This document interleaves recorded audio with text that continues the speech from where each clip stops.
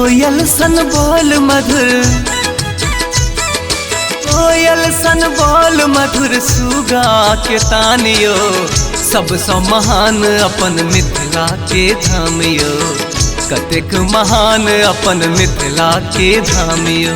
कोयल सन बोल मधुर सुगा के तानियो, सबसे महान अपन मिथिला के धामियो, सबसे महान अपन मिथिला के धामियो।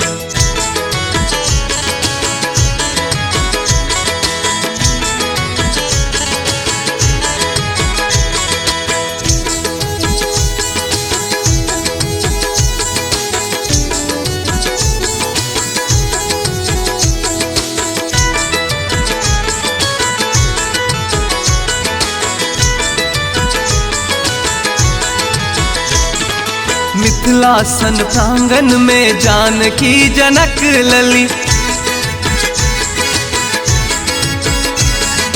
अरहुल गुलाब गेंदा चंपा कुसुम कली। मिथिला सन प्रांगण में जानकी जनक लली, अरहुल गुलाब गेंदा चंपा कुसुम कली।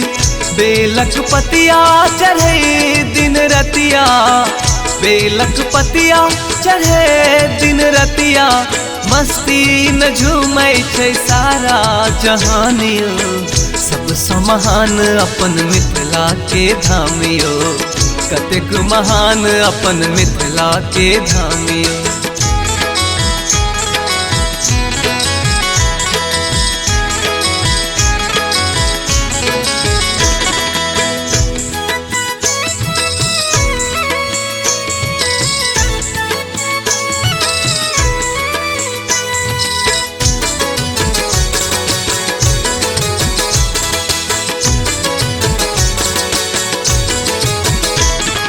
रीति रिवाज साज सरगम के धुन सन,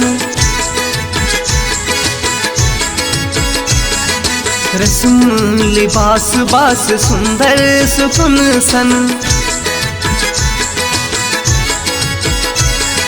रीति रिवाज साज सरगम के धुन सन, रस्म लिबास बास सुंदर सुकुन सन। बाग बगीचा भरल फुलबारी, बाग बगीचा भरल फुलबारी, भरल पूरल सबटा खेत खरियानियो, सबसे महान अपन मिथिला के धामियो, कतेक महान अपन मिथिला के धामियो।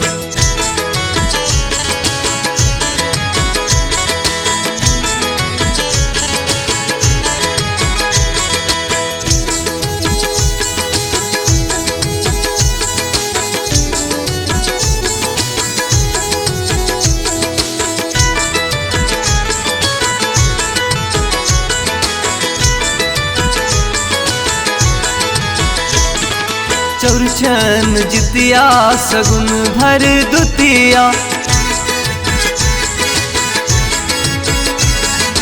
मिलजुल करै छथि पावन सब सखिया।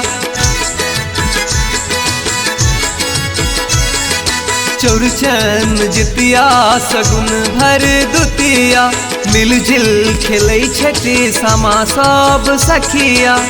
सदा खुशहाली को जगरा में देखियो, सदा खुशहाली यहाँ होली में देखियो, बुढ़बो लगै छथिन छक्का जवानियो, सबसे महान अपन मिथिला के धामियो, कतेक महान अपन मिथिला के धामियो।